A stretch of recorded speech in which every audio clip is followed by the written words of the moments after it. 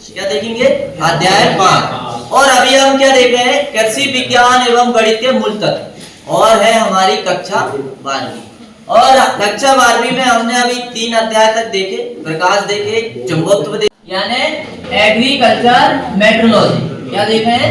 Agriculture metrology. Agriculture metrology में हम अभी देख रहे हैं वस्तुनिष्ठ प्रश्न, या इनको बहुविकल्पीय प्रश्न भी कहते हैं। तो सबसे पहला प्रश्न है हमारे सामने, शीत ऋतु की फसलों के लिए अनुकूलतम ताप होता है, यानी शीत ऋतु आप कहो तो रबी मौसम की, किस मौसम की फसल? रबी मौसम, है ना, रबी क्रॉप, जिसे विंटर सीजन भी बोलते हैं। Yes sir. तो इसके लिए होती है 16 से 25 सेल्सियस तापमान बहुत उचित माना जाता है। भूमध्य रेखीय प्रदेशों में होने वाली वर्षा का नाम क्या है? समवहनी वर्षा। क्या नाम है? समवहनी वर्षा।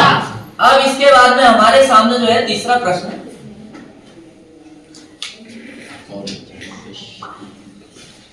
तीसरा प्रश्न में हमसे क्या पूछा गया है?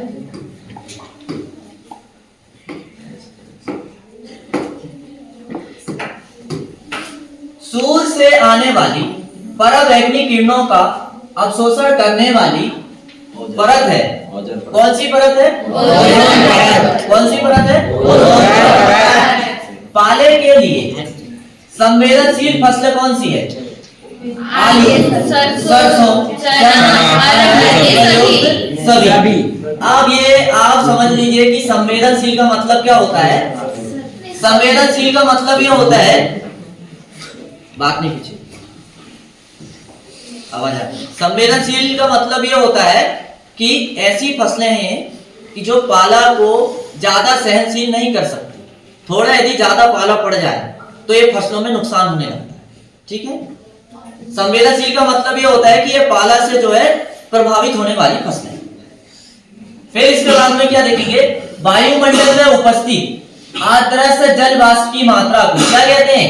आर्द्रता कहते हैं। क्या कहते हैं? आर्द्रता। अब देखेंगे रिक्त स्थान। क्या देखेंगे? रिक्त स्थान। और रिक्त स्थान में हमारे सामने है पहला रिक्त स्थान, वायुमंडल में नाइट्रोजन का प्रतिशत होता है, कितना होता है?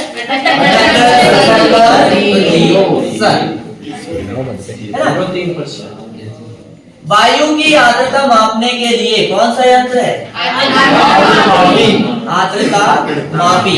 कौन सा यंत्र है? आर्द्रता मापी। मौसम की पूर्व सूचना को क्या कहते हैं? मौसम पूर्वानुमान। क्या बोलते हैं? मौसम पूर्वानुमान।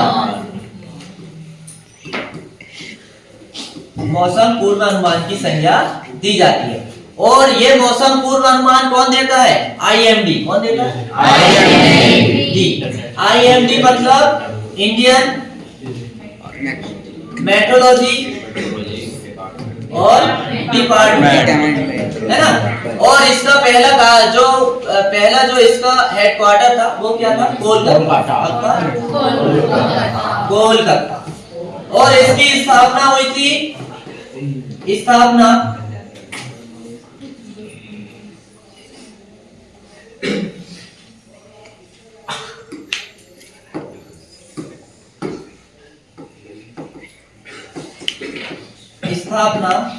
1875 में। कब हुई थी? 1875 में। ये बात क्लियर हुई? यस।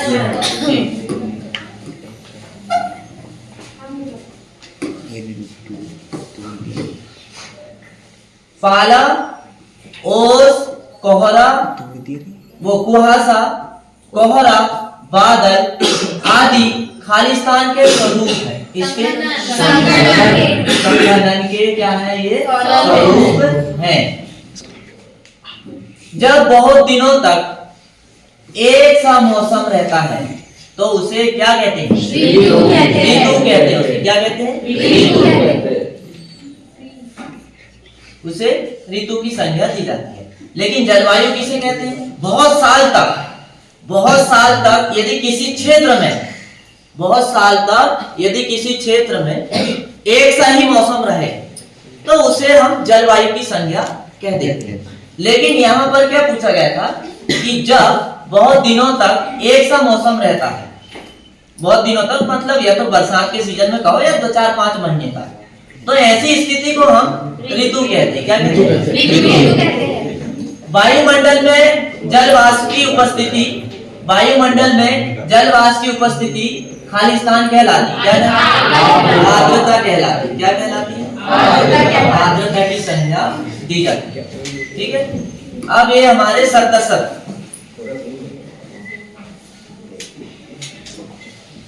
सतसत में हमारे सामने जो है पहला सतसत है,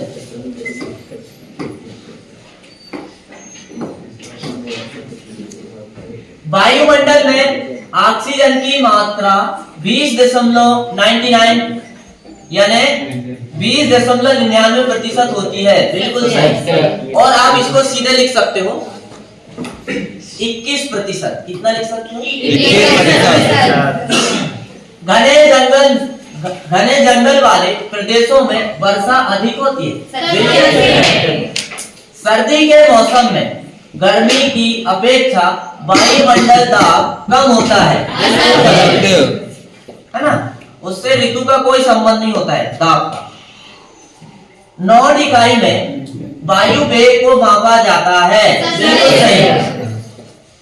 ओस बनने के लिए हवा चलनी चाहिए। ओस बनने के लिए वायुमंडल का तापमान कम होना चाहिए। तो उसमें हवा से उसका कोई लेना देना नहीं है। अब देखेंगे सही जोड़ी। आवाज आती है वहां बोलो।